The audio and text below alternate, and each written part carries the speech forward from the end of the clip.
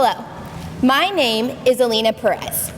When I first met Zoya Latif freshman year, 5 words popped into my head after our 4-minute conversation.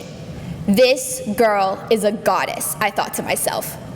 Now 4 years and many memories later, I can easily say that my initial impression of Zoya was a complete understatement. She has the ability to not only help me in math, but make me laugh in the process.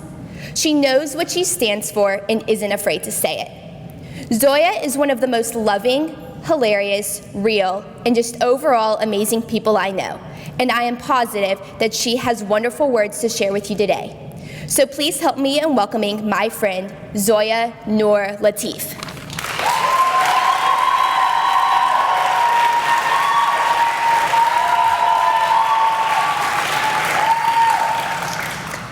T.S. Eliot once said, "We only live, only suspire, consumed by either fire or fire." When our English class first examined these lines, many of us were confused by the paradoxical nature of the quote. But only a few days later, I realized that this quote perfectly embodied the stage of life I was in at the time. In early August, I totaled my car. It was only a few days after I turned 18, so needless to say, I was turned off by the thought of adulthood and having to be independent. It was my first accident, and I just sobbed hysterically until my mom arrived to take care of the situation. I felt this sense of deep guilt after crashing a car that had been my father's for 11 years before it was given to me. I simply did not know how to forgive myself, and I thought I could never overcome such a huge and embarrassing mistake. Then, only a few weeks later, another blow was dealt my way. I received the news that the St. Mary's dance team could no longer compete, and I was devastated.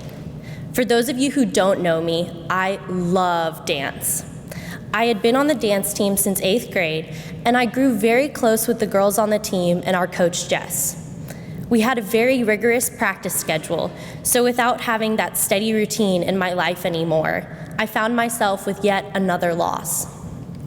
I didn't know what to do with my time, and since I had used dance as a productive outlet, I simply did not know how to channel my emotions anymore.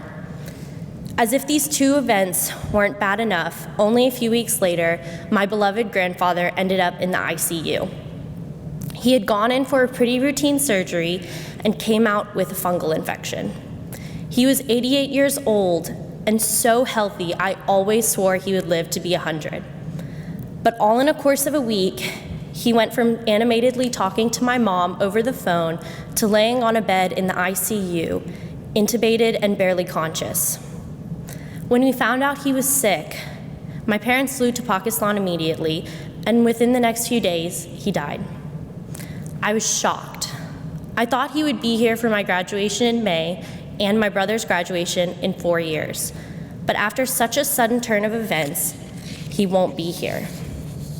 This was the first death of an immediate family member my family had experienced, and we just didn't know how to react.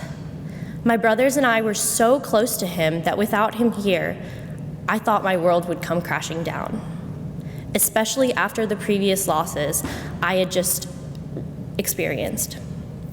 It seemed as if nothing was going my way. But here's where Eliot's words come in. We only live, only suspire, consumed by either fire or fire. We either let the fire consume us or allow the fiery passion to enable us to overcome. When I got into that accident, I learned my first lesson as an adult, how to forgive myself. I had to be gentle and constantly remind myself that it was only an accident and no one was hurt. I've always been pretty hard on myself, so this was a tough lesson to grasp. And with dance, I was able to reflect on such a positive chapter in my life. Although I didn't enjoy practice every single day, I grew to cherish the team life and having such an amazing group of girls by my side. Now, I dance at a studio with 2 of my former teammates and go to Zumba once or twice a week with my friends, and I couldn't be happier. And lastly, I was forced to come to terms with my grandfather's death.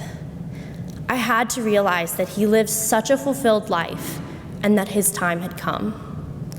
I now openly welcome all the vivid memories of my time with him that come flooding back into my mind at random moments throughout the day.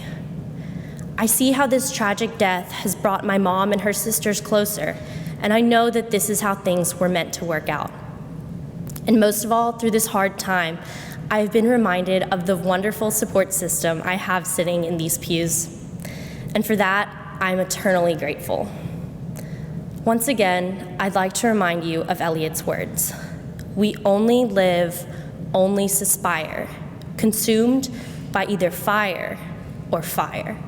And I choose fire. Thank you.